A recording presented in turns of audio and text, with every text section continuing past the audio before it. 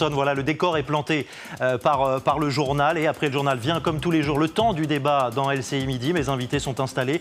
Ils sont prêts avec ce parfum d'électrochoc. La France a-t-elle besoin d'être secouée sur le front sanitaire? Avons-nous tous besoin de réagir face à cette crise qui reprend de l'ampleur? Ce soir, Emmanuel Macron ne devrait pas esquiver la question d'un couvre-feu. Mesure sévère, mais efficace ou pas? Avis contre avis. Franchement, l'impression qu'on a, nous, c'est qu'on va dans le mur fin octobre. Alors, je parle pour l'Île-de-France, hein, en termes de rentrée dans les réanimations, de pression sur le système de santé. Donc, les décisions frappantes, effectivement, le mot couvre-feu a un petit mot guerrier. Moi, il me va. La situation dans les services de réanimation, elle est très embêtante. Il y a 1/3 à 40% des lits qui sont occupés par des patients Covid, mais on n'a pas une explosion. Je pense qu'il ne faut surtout pas faire le pas de trop. Il faut un équilibre très très fin. Et voilà, je pense qu'on est vraiment sur le fil et un couvre-feu trop tôt, à mon avis, serait une erreur. Ah, si le monde scientifique était d'accord sur un point, c'est vrai que ça nous aiderait à y voir clair. Ce n'est pas le cas une fois de plus, mais vous l'aurez compris, l'hypothèse principale est celle d'un couvre-feu. Bonjour Valérie Gomez-Bassac, bonjour. Députée La République En Marche du Var. Jean-Marie Villain, bonjour. Bonjour. Maire Les Centristes de Viry-Châtillon. Bonjour Marie-Noëlle Lienemann, sénatrice de Paris. Laurent Jacobelli, porte-parole du Rassemblement National, est avec nous également. Bonjour à vous. L'électrochoc.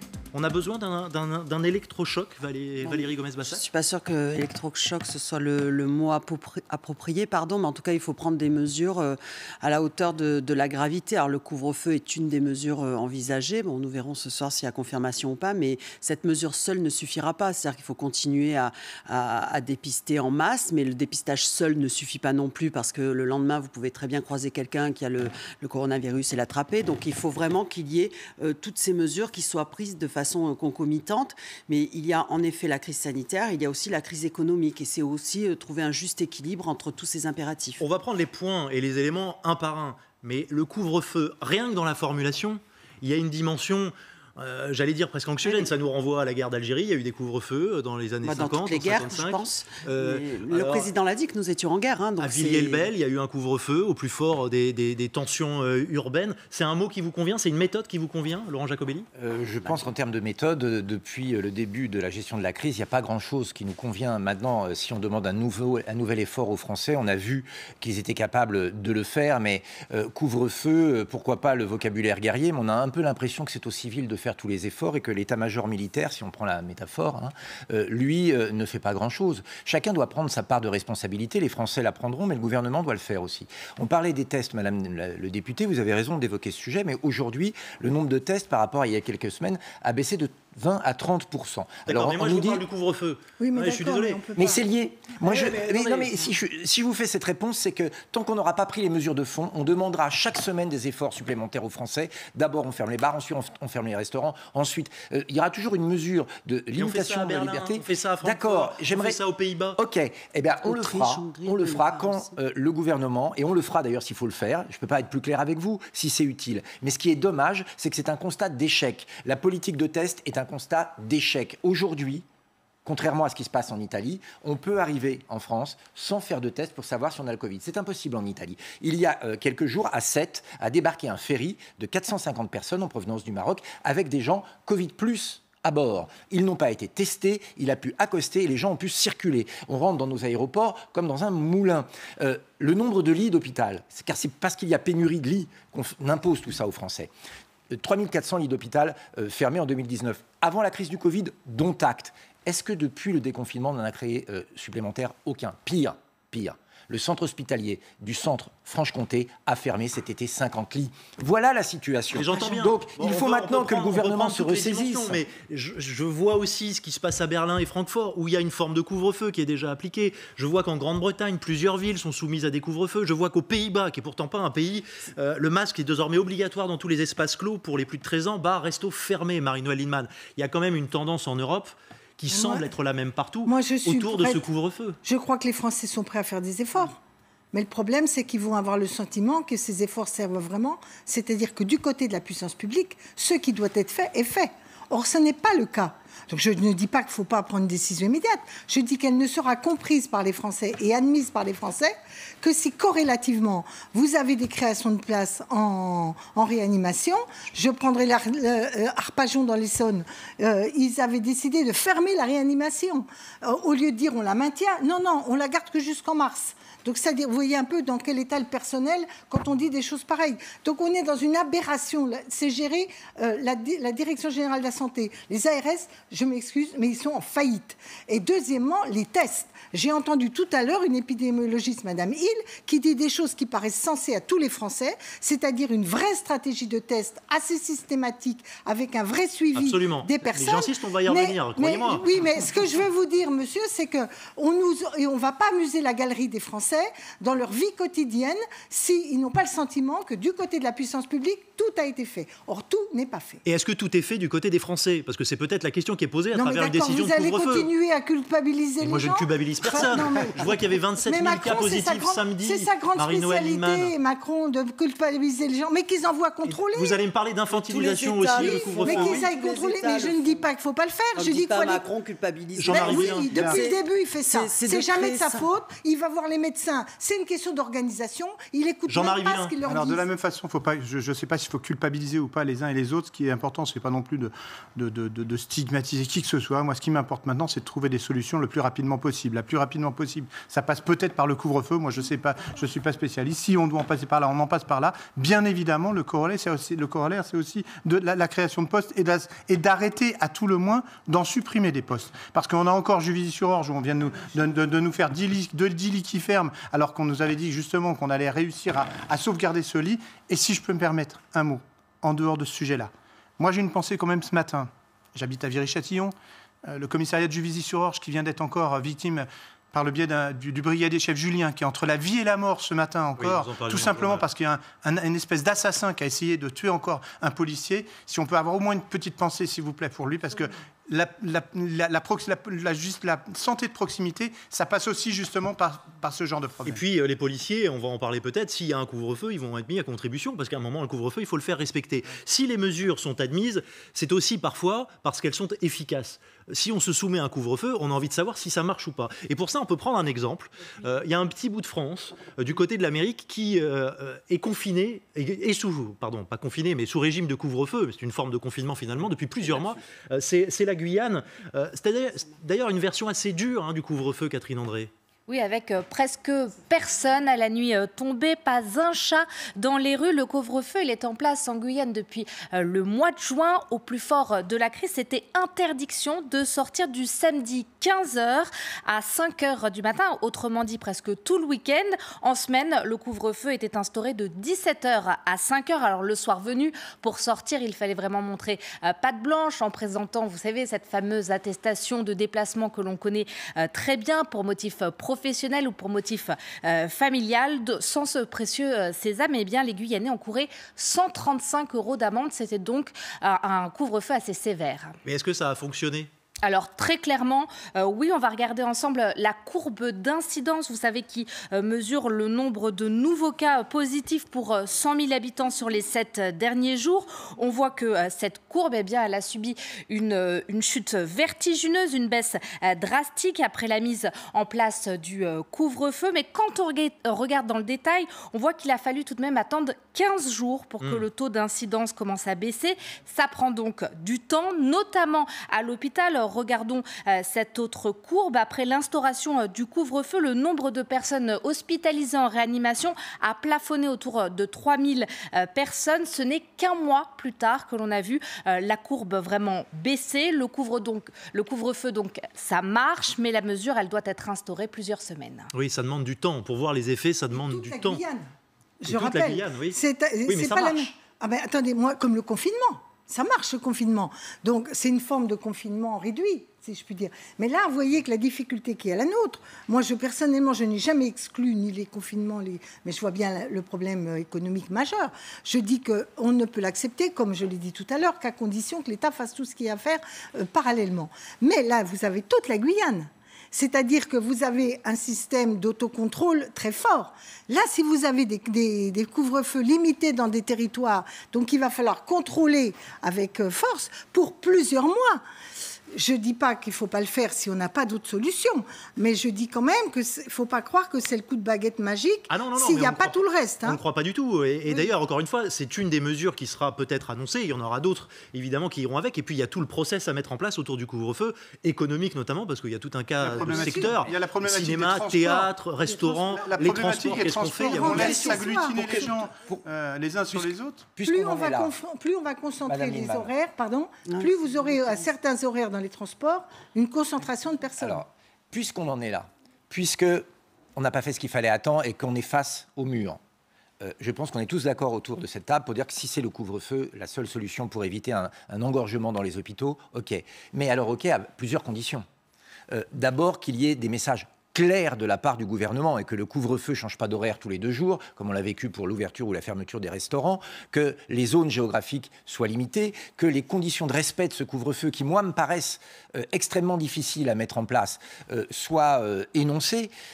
Mais ça veut dire que le gouvernement a une ligne claire, une stratégie. Et ça, on attend vraiment ça du président de la République ce soir, parce que quand on entend le Premier ministre qui prend son rôle de surveillant général pour enguirlander, je dirais, les Français en leur disant qu'ils n'ont pas été sages, que à quelques heures d'intervalle, le secrétaire d'État au tourisme dit « réservez vos vacances comme si de rien n'était ». Il y a un nombre de messages contradictoires, une cacophonie gouvernementale qui fait que les Français n'adhèrent plus à la politique du gouvernement parce qu'ils ne savent plus si c'est basé sur du mensonge et qu'ils ne savent plus si c'est utile. Donc, puisqu'il n'y a pas de chef d'orchestre, puisque le Premier ministre ne fait pas le boulot, il ne l'avait d'ailleurs pas fait pour le déconfinement puisque c'était son rôle, le président de la République est obligé d'entrer dans l'arène et il est obligé de parler ce soir. Eh bien, ce soir, il faut que, plutôt que d'enfiler les perles et de faire des beaux discours, il faut qu'il soit extrêmement concret pour obtenir l'adhésion des Français. Valérie Gomez-Bassac, ça vous êtes d'accord sur ce point? Évidemment qu'on attend du concret. Alors président moi de la République. Je suis pas d'accord avec tout forcément parce que bon déjà je trouve que la critique est facile mais je pense que le déconfinement,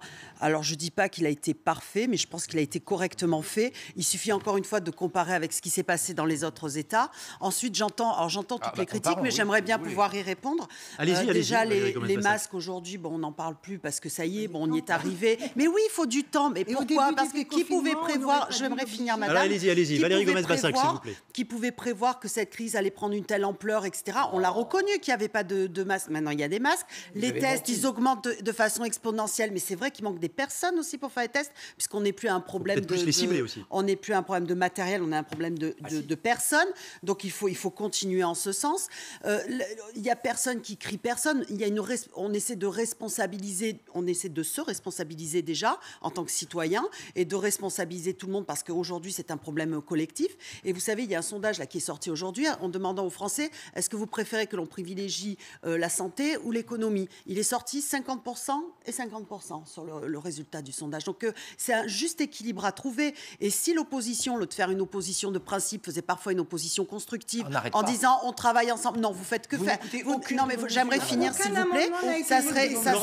Ça serait beaucoup plus simple parce que c'est ça qui crée le doute au sein des citoyens. Et les citoyens je comprends leur inquiétude puisque moi je la vis en tant que citoyenne, en tant que maman, etc. Il faut aujourd'hui que l'on avance et le président ce soir, je pense qu'il n'annoncera pas que le couvre-feu, mais qu'il va sans doute annoncer encore des tests qui vont encore plus se généraliser, de nouveaux tests, etc. Et il faut qu'on aille tous dans le même sens parce qu'il en va de la France. Attendez, on va continuer nos échanges sur cette question du couvre-feu, la faisabilité aussi, l'application. Tiens, monsieur le maire, comment on fait appliquer ce genre de couvre-feu? J'aimerais vous entendre sur ce point dans un instant. Puis il y a parmi les annonces la bulle sociale. Est-ce que vous êtes prêt à limiter vos interactions 4-5 personnes, pas plus? On ne va pas mourir du virus, mais on va mourir d'ennui et de déprime. C'est irréalisable. Voilà. Et puis ça veut dire faire un choix entre ses enfants, entre ses petits-enfants. Ça me paraît complètement ahurissant. Ça s'appelle du scepticisme. On revient dans un instant, on poursuit notre débat.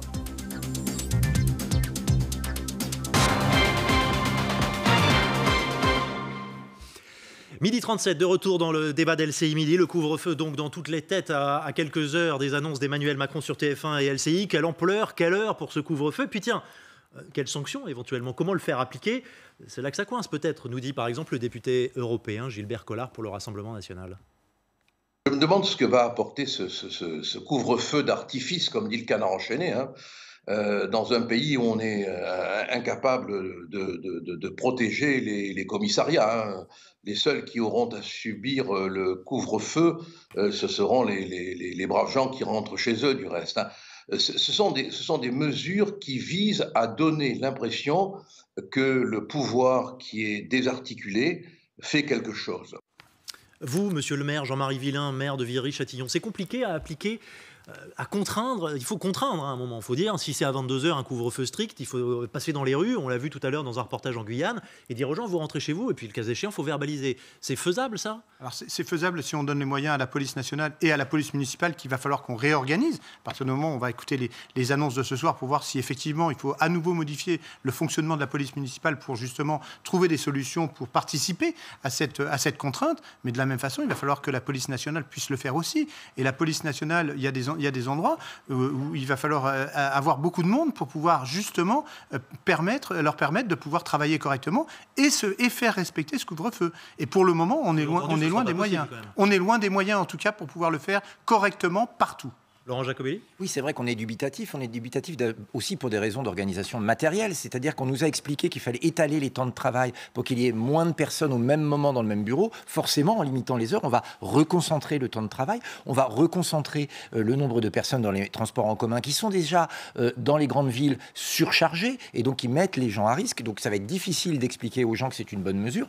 Et puis dans la situation sécuritaire du pays, où nos forces de l'ordre aujourd'hui sont directement attaquées. Et monsieur le maire, je veux me joindre aux mots que vous avez dit tout à l'heure pour le policier gravement blessé à Savigny-sur-Orge et tous ceux qui ont été attaqués récemment à Herblay, etc.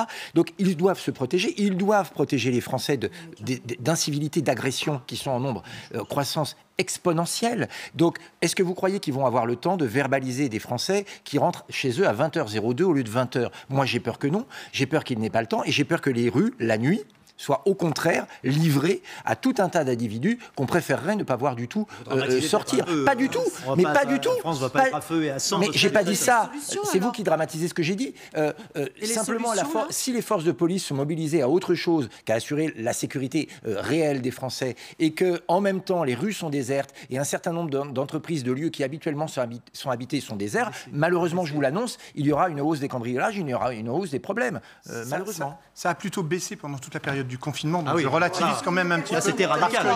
Non, mais je dis bien. Mais c'est très différent. Je dis bien quand même que parce qu'il y avait personne dehors, mais à côté de ça, c'est certain qu'il va falloir passer peut-être à un stade nouveau. Et encore une fois, quitte à prendre une décision qui soit importante et qui soit forte, je pense qu'il va falloir donner des moyens et se dire tout de suite, Marie-Noëlle Lienemann le disait à l'instant, c'est peut-être, non mais je veux dire par là, c'est peut-être ça, effectivement, il faudra peut-être en passer par l'aide effectivement de l'armée, de gens qui sont disponibles, eux, pour pouvoir faire ça. Aussi en termes de symbole, si on voit des bouts de l'armée. Oui, mais le symbole pour l'instant, c'est la sécurité de la santé. Une fois, ça serait pas l'armée, enfin moi je n'y ai pas réfléchi avant de venir, mais ça serait pas l'armée en temps de guerre, c'est l'armée pour protéger les personnes par rapport à une crise sanitaire.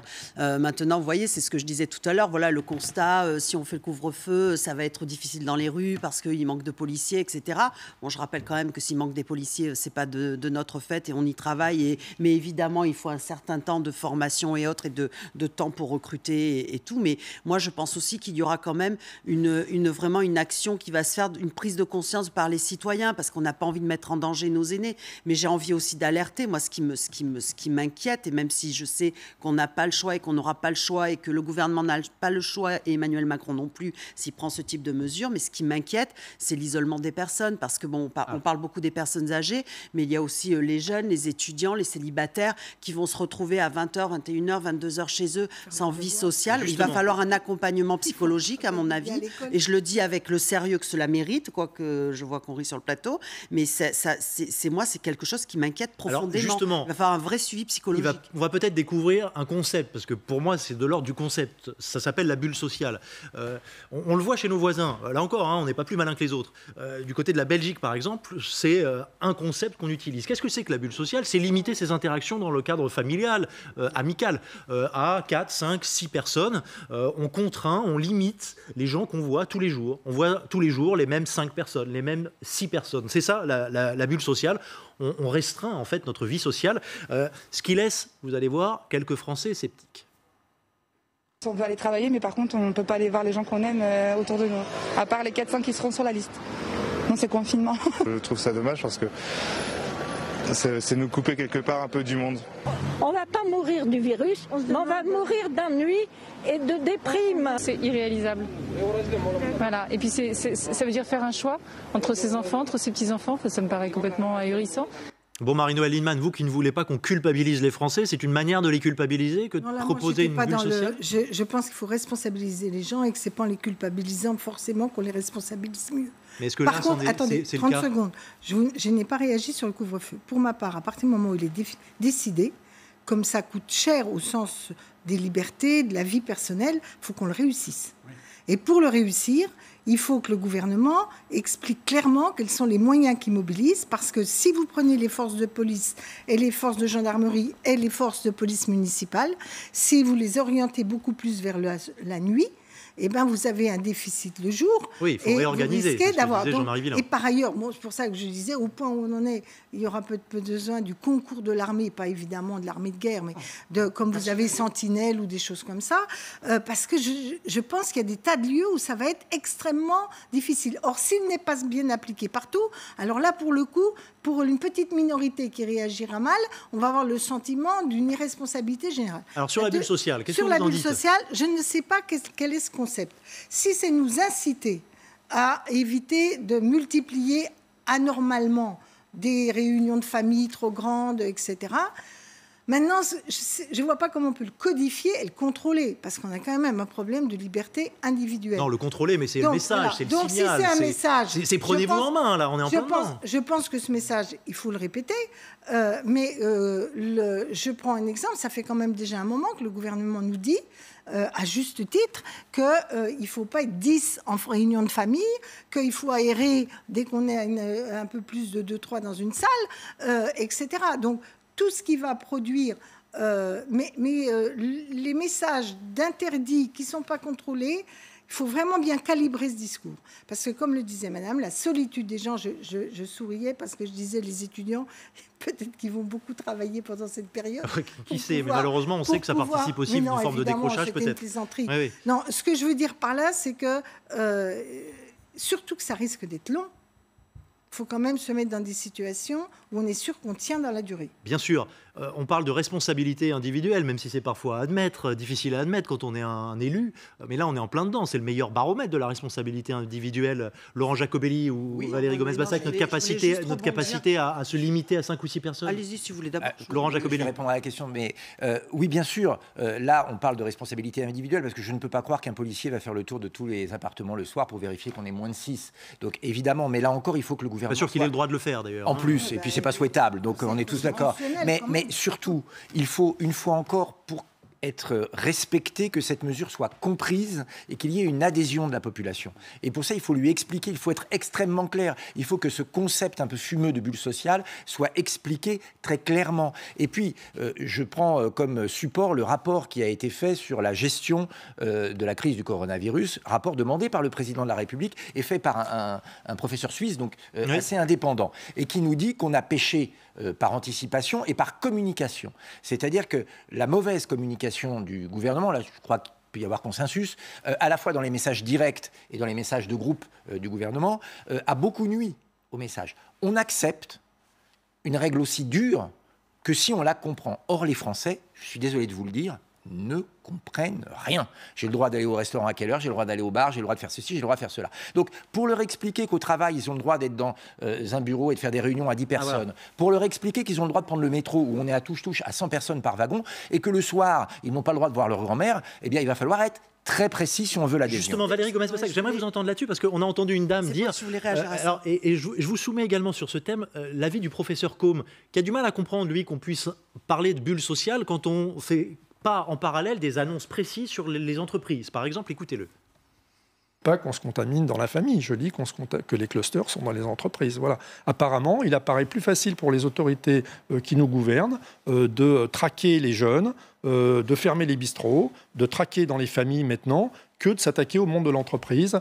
Ça, vous l'entendez, ce message? Alors, si vous nous imposez une bulle sociale, entre guillemets, il va falloir des annonces sur le télétravail, sur la manière dont on vit en entreprise. Il y a un tiers des clusters qui viennent des entreprises. Je l'entends, mais les scientifiques n'ont pas non plus tous le même discours, puisque la semaine dernière, j'ai fait un plateau avec un scientifique qui expliquait que, par exemple, c'est pas moi qui le dis, encore une fois, c'est un scientifique qui expliquait que dans les transports en commun, par exemple, il y avait peu de risques, même si tout le monde est collé. 1% des clusters. Parce qu'en fait, ils ne parlent pas. Et c'est vraiment au moment où ils parlent qu'ils se transmettent. Bon, déjà, ils ont le masque, et même s'ils sont collés, ils ne parlent pas. Et donc, ils expliquaient que déjà, ça, ils arrivaient vraiment à le constater. Après, il n'y a pas que des jeunes dans les bars, hein, je suis désolée de le dire, mais là, ils disaient il n'y a que des jeunes. Non, il n'y a pas que des jeunes dans les bars. Donc, fermer les bars, pourquoi? Parce que les bars, c'est la proximité. Alors, je ne suis pas pour, encore une fois, je me rends compte de la catastrophe économique. Et vous ne répondez pas à ma question. Mais pour les entreprises... Les entreprises, est-ce qu'on peut se contenter du statu quo? Non, alors je pense que... Alors, moi, pour tourner quand même pas mal dans les entreprises, je trouve que c'est assez bien respecté. Hein. Regardez en venant ici, à l'entrée, de partout. Oui. Je trouve que c'est assez bien respecté. Alors, peut-être pas assez, il faudra peut-être aller plus loin. Il faudra sans doute, et je pense que ça sera dans les annonces, enfin je ne suis pas dans le secret des dieux, mais je pense c'est qu'il y aura de plus en plus de télétravail, de travail à distance, et ça va être encore accéléré. Ça, je pense qu'il faut tous s'y attendre, s'y préparer, et je crois qu'on a montré qu'on pouvait le faire. Maintenant, ce qui m'inquiète plus, moi, c'est dans les écoles, les lycées, les universités, parce que dans les universités... Jean-Michel Blanquer nous a dit rien ne change. Oui, je sais. Ouais. Mais ça m'inquiète. Alors moi, je suis enseignante à l'université. Je donne toujours mes cours et j'ai moitié présentiel, moitié visio. Ça fonctionne assez bien. Mais bon, je suis dans une faculté qui n'est pas trop importante où il y a encore un peu de place. Mais par exemple, pour les travaux dirigés, c'est pas le cas. Et ça m'inquiète plus parce qu'on peut pas tout faire à distance parce qu'il faut garder quand même du lien social pour ces jeunes. Et puis j'ai pas envie de voir. Peut-être vous êtes du côté de Toulon, si je ne m'abuse, non? Dans le Var. Dans le Var. Bon, c'est peut-être pas la zone la plus tendue sur le plan épidémiologique, même si ça circule. PACA, ça monte sérieusement là. À Toulon aussi. Oui, ça monte sérieusement. Hein, Jean-Marie Villain. Sur la mairie, on a déjà travaillé depuis 3 jours maintenant là pour remettre en place et en tout cas être prêt à pouvoir justement le télétravail, l'organisation des services de façon à, y compris quand même pour les ATSEM, pour tous les personnels qui vont travailler avec les enfants dans les écoles, de façon à préparer ces annonces, mais peut-être même un petit peu plus que ces annonces, pour pouvoir justement éviter d'avoir ce risque de cluster dans la mairie. Un mot sur la bulle sociale. C'est un concept qui existe notamment en Belgique, dans d'autres pays, et qu'on importe. Depuis longtemps. Hein. Pourquoi pas? Mais il y a une condition sine qua non à cette bulle sociale et qui fait que cette mesure risque d'être incohérente en France alors qu'elle est cohérente ailleurs. Je m'explique. C'est-à-dire que les gens qui entrent dans cette bulle doivent être Covid négatifs, évidemment. Parce que si vous mettez quelqu'un qui a le Covid, il va le donner aux autres. Vous allez me parler des tests, il faut, bien sûr. Mais ça n'a pas de sens si la politique de test n'est pas rendue plus efficace. Et moi, je vous pose une question, madame. Alors, ça aussi, ça sera un point abordé sans doute par Emmanuel Macron. Je sais que vous n'êtes pas au gouvernement, mais vous pouvez peut-être me répondre. Pourquoi beaucoup de pays européens ont déjà appliquer les tests salivaires ou les tests antigéniques, j'ai pas envie d'être trop technique, mais qui donnent les résultats en une demi-heure. C'est le cas quand on arrive en avion en Italie, par exemple. Qui permettent de faire des tests sur une population qui n'est pas prioritaire, entre guillemets, et de combler et de cumuler, les tests classiques plus sûrs sur les gens qui sont prioritaires et les tests un peu moins sûrs pour... voilà. Et c'est pour ça que ça marche, la bulle. Nous, on va y aller. On va peut-être faire une bulle sans avoir la politique de test. On va mettre encore une fois la charrue avant les bulles. Il n'a pas encore parlé. Vous vous rendez compte, le président de la République Répondez-moi sur les tests, s'il vous plaît. Oui, mais pourquoi est-ce qu'on est en retard? On avance sur les tests salivaires et sur les tests antigéniques. Merci. Il y avait une incertitude. On avance, les autres, ils sont déjà. Il y avait une incertitude, ça ne veut pas dire que ça marche. Il y avait une incertitude sur les tests salivaires qui semble plus être une incertitude aujourd'hui. Je pense que ça fera partie également des annonces du président de la République, à qui vous faites déjà un procès avant même qu'il ait pris la parole. Donc oui, il faut généraliser. Oui, il faut généraliser. Oui, il va falloir plusieurs tests, mais on a aussi, encore une fois, un problème qui ne relève pas juste de 3 ans, qui est bien ancien, qui est qu'il faut des personnes pour faire ces tests. Marie-Noëlle Lienemann, très vite, très vite, s'il vous plaît. Je vais insister sur un point, c'est que nous sommes dans un système où nous ne connaissons pas, le gouvernement ne communique pas sur la raison des clusters et où sont les clusters. Non, Santé publique France nous donne des données quand même assez précises. Oui, mais d'accord, mais jamais le gouvernement dit comment il va traiter. Dans les premiers clusters, il y a les universités. Et 50% des nouveaux cas. Et qu'est-ce que nous dit Blanquer qui veut rien changer? Alors j'espère que le gouvernement va nous... Rien changer à l'école. Oui, à l'école. On s'est adapté dans les universités. Mais adapté pour l'instant, on voit bien qu'il y a encore des tas d'endroits où dans l'université, c'est un gros problème. Et on verra. Deuxièmement, dans les clusters d'entreprises, il faut aussi regarder quel type d'entreprise. Parce que c'est pas la même chose si vous avez des clusters dans le bâtiment, parce que c'est pas la même réponse que d'avoir des clusters dans des entreprises de services où on peut passer au télétravail. Merci beaucoup à vous quatre d'avoir participé au débat d'LCI Midi. Réponse ce soir, donc on va suivre ça avec beaucoup d'attention, bien sûr, dès 19h55, soirée spéciale, dès 20h35 avec Darius Rochebin et Julien Arnaud sur LCI. Dans un instant, le grand journal de 13h. Êtes-vous prêt à vous soumettre, vous, à ce couvre-feu? On vous a posé la question sur le compte Twitter d'LCI. Je vous donnerai le résultat de la consultation. C'est votre avis dans un instant. Et puis, notre nouveau rendez-vous, c'est votre argent. On parle de votre épargne. On va voir ensemble pourquoi tout le monde n'a pas épargné justement au même rythme pendant cette crise. A tout de suite.